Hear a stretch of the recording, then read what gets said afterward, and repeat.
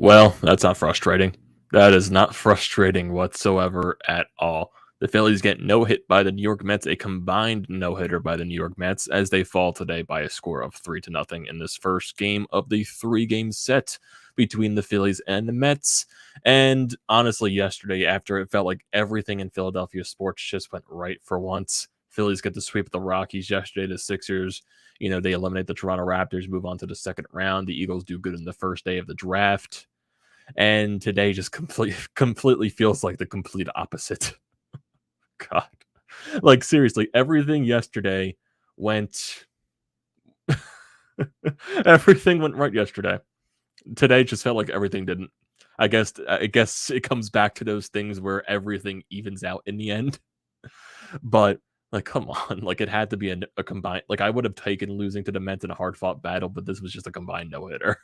Like you had to get no hit by the Mets, and it's like the Phillies. They put up some good at bats in like the first like 1, 2, 3 innings in this ball game. They were working McGill's pitch count a lot. He was up to like 50 something pitches within the first 2 innings, but then basically after that was nothing. They walked a lot in this game, but really their only runner in scoring position was Kyle Schwarber twice. So yeah, there really wasn't much there for the Philly standpoint, and it just bad game whatsoever. But I guess at the end of the day, it's one game, it's one loss. You come back the very next day, and you got a rest of the series here to find a way to get some wins here against the New York Mets. But right now, the Mets are the very hot team in this, even though, yes, the Phillies do come into this series sweeping the Colorado Rockies. But still, at the end of the day, you are going from two completely different tiers of teams. You're going from the Colorado Rockies in the way how terribly they played during the 4-game set to a way better team in the New York Mets. Even though, yes, I have stated many times that, yes, the Mets do eventually met, but right now the Mets are riding this hot streak at the beginning of the season, and right now they are a very difficult team to beat. And right now the Phillies cannot find a way to, figure it out ways to beat them. They lost the series, at the beginning of the year, beginning of the month of April, in Citizens Bank Park. You lose this first game. You got 2 more games here. Then you're going to have a 4-game series next week against the Mets in Citizens Bank Park. So you're going to be seeing the Mets a lot in the next week and a half. So get geared for some either frustrating games or some very high entertaining games. The Phillies need to find a way to figure out to get the bats woken up against this New York Mets team. So yeah, that's basically the entire thing. It's a very frustrating night. The offense just couldn't get it going whatsoever. And this is not a game that's, Aaron Nola was fine today. I feel like that, everything with the no-hitter, Aaron Nola was fine. Aaron Nola was, he put this team in a position to win. Yeah, he had one bad inning. He gave the home run to Alonso. But overall, Aaron Nola was mostly dealing throughout the entire night. I don't blame this loss on him whatsoever. When you get no hit, you know where the blame is going to go. It's going to go to the lineup for not basically doing anything the entire night, not getting one single hit.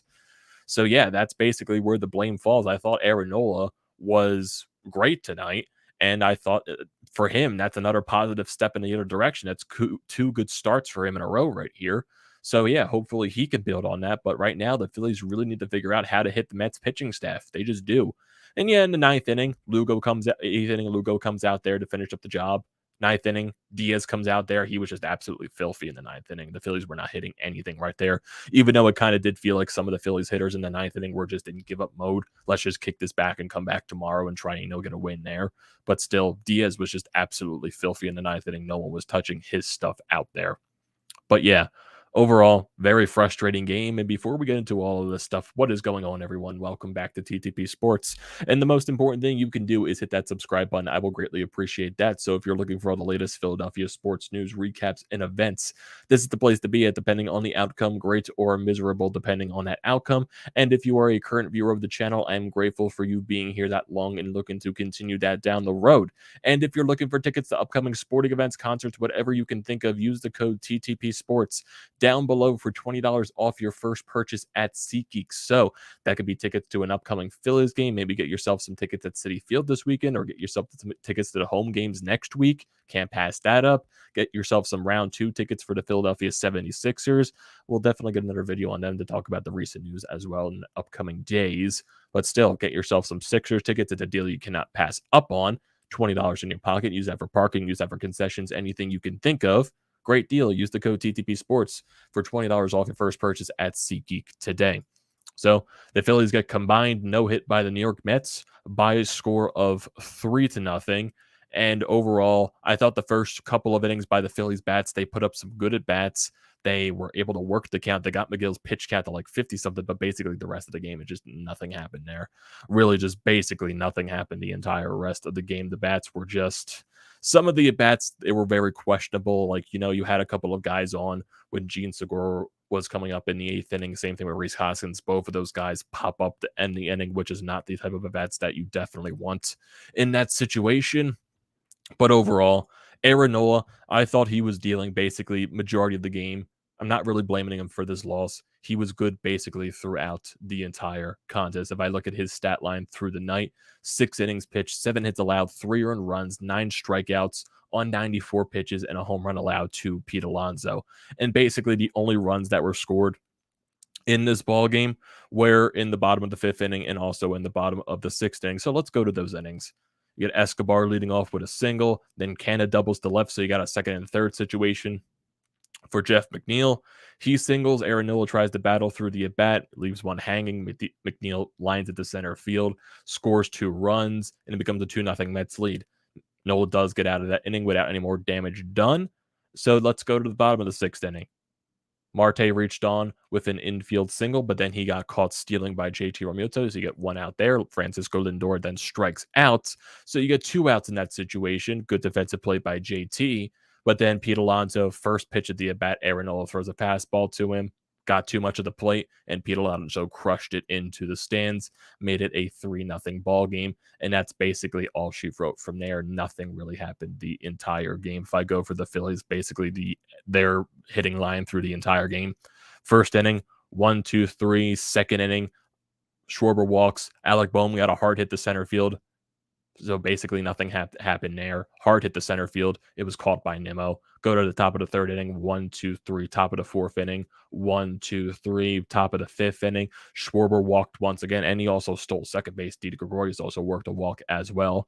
But then nothing really happened from that standpoint. Top of the 6th inning, 2 strikeouts. Bryce Harper walks, and then another strikeout by Castellanos.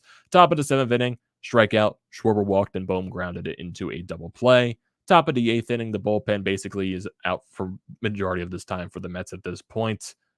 Didi grounds out, Camargo walks, then Segura and Hoskins pop up. Then you go to the top of the 9th inning, Diaz strikes out the side. His stuff was basically just insanely nasty. So yeah, going to the Phillies box score for their stats, the lineup today. Basically, you know what the entire thing is going to be, a bunch of zeros in the box score tonight for a lot of the Phillies hitters. Gene Segura goes 0 for 4 with a strikeout. Rhys Hoskins 0 for 4. He continues to struggle with a strikeout. Bryce Harper goes 0 for 3 with a walk and a strikeout. Nick Castellanos 0 for 4, 3 strikeouts. JT Realmuto 0 for 4, 3 strikeouts. Kyle Schwarber, probably the best Philly at the plate today. He went technically at batless because in all of his at bats in this game, he worked a walk. He had 3 walks in this game. So technically, he was the Phillies' best hitter in this lineup without getting a hit. He got 3 walks. Alec Boehm 0 for 3 with a strikeout. Didi Gregorius 0 for 2 with a walk. Odubel Herrera 0 for 2 with 2 strikeouts. And then eventually Camargo pinched hit for him. He went on base with a walk as well. Looking at the rest of the Phillies right here, they had 2 chances with runners in scoring position. They went over 2 in that situation. They left 5 runners total on base. Majority of those base runners were Kyle Schwarber because he walked a lot. So yeah, the Phillies had 6 walks in this ball game and weren't able to bring any of those guys home. The rest of the pitching staff after Nola, it was Nick Nelson coming in to do the job. He did a really good job. He got into some trouble in the 8th inning, allowed a couple of base runners, but he managed to get out of that situation. The Phillies also had a couple of defensive errors as well in that 8th inning, but nothing came back to haunt them in that situation. He goes 2 innings, 3 hits allowed, 1 walk, 4 strikeouts on 40 pitches. So Nick Nelson saves the rest of the bullpen for the rest of the series, which is technically, quote unquote, a bright spot. It's very hard to bring up bright spots when you do get no hit by the New York Mets, because if you look at their stat line, and honestly, Miguel, he got better as the game went along, honestly. The Phillies were working the count in the first 2 innings. He was up to 50-something pitches with by the 2nd, 3rd inning. But there were situations where he was, having pitches that were right down the middle of the plate, and the Phillies were fouling a lot of pitches off today. I'm not sure if it was the weather down there. I'm not sure if they were seeing the ball properly, but they were just missing these pitches. They were just fouling them off, foul tipping them, whatever you can think of. Or, there were some fly balls that just stood up in the air for way too long because of the wind. And, that New York, they made some good defensive plays as well. So you got to give credit to where credit is due in that situation. But at the end of the day, you just can't get no hit, in my honest opinion. You just cannot get no hit. But looking at the Mets stat line, Miguel, he goes 5 innings, 3 walks, and 5 strikeouts. Smith comes in for an inning and a third, allows 1 walk, strikes out 4. Rodriguez pitches an inning, walks 2. Lugo comes in for 2/3 of an inning, gets the job done there, and Edwin Diaz strikes out the side in the 9th inning, getting 3 of those Ks. Nimmo goes 1 for 3. Marte goes 1 for 4. Lindor 2 for 4. Alonso 1 for 4 with a solo bomb. Escobar 1 for 4. Cano 1 for 3. Canna 1 for 3. Jeff McNeil 2 for 3. And the only hitless batter in the Mets lineup today was McCann. He went 0 for 3 in this ballgame. The Mets had 10 hits to the Phillies 0, a goose egg. Frustrating. Absolutely frustrating. You don't want to get no hit in general. It also kind of stings a lot more when you get no hit by your division rival, your biggest rival. Oof. And I think, what is that, the second career no hitter in Mets franchise history, I do believe. So I think, what was it, Johan Santana got the first no hitter in Mets history. This is their second. Combined no hitter. They used 5 pitchers out of the bullpen? 5 pitchers in total, I believe. 4 out of the bullpen. So yeah. Everyone basically just did their job for the Mets today, and they shut the Phillies out. I'm sure the Phillies are pissed off at themselves. I'm sure Bryce Harper is pissed. I'm sure Castellanos is pissed. At the end of the day, it's one day. It results in a loss. Come back tomorrow. Wake up. Get angry. Use that anger towards your at-bats. Get some hits. Get some runs, and beat down this New York Mets team. Try to way to get some confidence against this team, because in the first couple of series so far, they've kept you pretty quiet. So I feel like the Phillies are eventually due to have a breakout game against the Mets. Hopefully that can spark on some national television, because I think they're going to be nationally televised for the next 2 games here, tomorrow on Fox and then Sunday on ESPN. So that'll be very nice if the offense can wake up these very next few games. Still going to be very difficult, though, because on Sunday you got Max Scherzer on the mound. Taijuan Walker is on the mound tomorrow. That's going to be his second start of the season, so he's coming off of an injury, so maybe you can get your break right there. Maybe he's going to throw some mistakes. Maybe the Phillies hitters can take advantage of that. You're also going to have Kyle Gibson on the mound, and you're going to have Zach Eflin on the mound on Sunday. So, yeah, it's frustrating. The Phillies now are back at 10-11. They're 1 game below 500. And like I said at the beginning, it just really feels like everything from yesterday that just went completely right for the city of Philadelphia and their sports teams. Today, just everything went wrong. Everything went wrong for Philly today. Phillies get no hit by the New York Mets. Joel Embiid's injury, concussion, orbital bone fracture. He's going to miss game 1 most likely in round 2. And then the Eagles, okay, their second round pick was a center, which they probably shouldn't have drafted at that point, even though regardless of how talented the guy is. But also they made up for it in the 3rd round. They drafted first round talent in that situation, but we'll get into those other things as the day goes along. I guess the Eagles kind of make up for the day, but overall this was just like for yesterday going so well, I guess karma just reversed itself completely and gave Philadelphia just a terrible day, sports day in general. And also the Flyer season ended today in a loss, so nothing surprising there. But still, it's frustrating nonetheless, entirely. So if we look at the rest of this series, you're going to have a 7 o'clock game tomorrow, 7 o'clock on Sunday as well. Kyle Gibson going up against Taijuan Walker tomorrow, and then you'll have Zach Eflin going up against Max Scherzer on Sunday. Both of those games are nationally televised. Fox Sports 1 tomorrow and ESPN on Sunday. And then you'll have a homestand coming up with 2 games against the Texas Rangers, and then you'll have a 4-game set against the New York Mets. And looking at that series right there, that 4-game set back in Philadelphia, the pitching matchups are going to be Aaron Nola versus Taijuan Walker, Kyle Gibson versus Max Scherzer, Eflin versus Bassett, and Suarez versus Carrasco. So that'll be the first time you see Carrasco this year, I do believe, and that'll be the first time you'll see Bassett this year. So thankfully something that maybe won't be, an entire, just commonly always Max Scherzer. Max Scherzer is going to be pitching in the first 3 series of this, thing with the Mets this year. It's just Frustrating. Just very, very, very, very frustrating. And also, their next series against the Mets after the 4-game set next week is going to be a 3-game series at the end of May, which is going to be in New York as well. And guess what? Right there, those 2 of those games are on nationally televised as well. So yeah, nationally televised. Yeah, love putting the New York Mets and the Philadelphia Phillies on those channels, Fox and also ESPN. Oh boy, oh boy, oh boy, oh boy. And I think after that Mets series in the end of May, the next time the Phillies don't play the Mets is until August. And they only have 2 more series against the Mets after, the one at the end of May.